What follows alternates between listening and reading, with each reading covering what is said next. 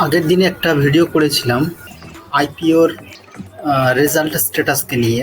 তো অ্যাডভান্স আমরা জানতে পেরেছিলাম KFINTECH সাইট থেকে যে আইপিও অ্যালটমেন্ট হয়েছে কিনা।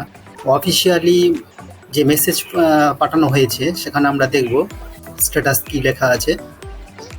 তার জন্য আমি জিমেলে লগ ইন করলাম। জিমেলে গ্রো থেকে একটা মেসেজ পাঠিয়েছে, যেহেতু আমার ডিমাট অ্যাকাউন্ট গ্রোতে করা। গ্রো থেকে একটা ইমেল পাঠিয়েছে, IPO share not allotted.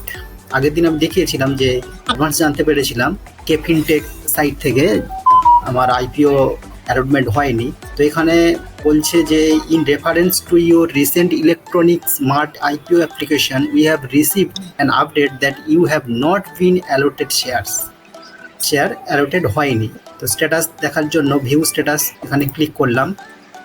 Grow এর সাইটে নিয়ে গেল। এখানে পিন চাইছে, আমি পিন দিয়ে দিলাম। গ্রো এর সাইটে নিয়ে গেছে। এখানে আইপিওতে গেলাম। আইপিওতে ইলেকট্রনিক স্মার্ট ইন্ডিয়া লিমিটেড, এখানে স্ট্যাটাসে দেখাচ্ছে not allotted, amount will be unblocked by. তো আইপিও এর জন্য আমরা সবাই জানি একটা অ্যামাউন্ট ব্লক করে রাখা হয়, তো সেটা আনব্লক হয়ে গেছে যেহেতু আমি আইপিওর অ্যালটমেন্ট পাইনি। তো এখন এটা গ্রো থেকে দেখলাম। আর KFINTECH একটা মেল পাঠিয়েছে, সেই মেলটা আমরা দেখছি। KFINTECH থেকে একটা মেল পাঠানো হয়েছে। এখানে অনেক কিছু ডিটেলস আছে, application number, client ID, application name, applied for, amount invested, mode of invested.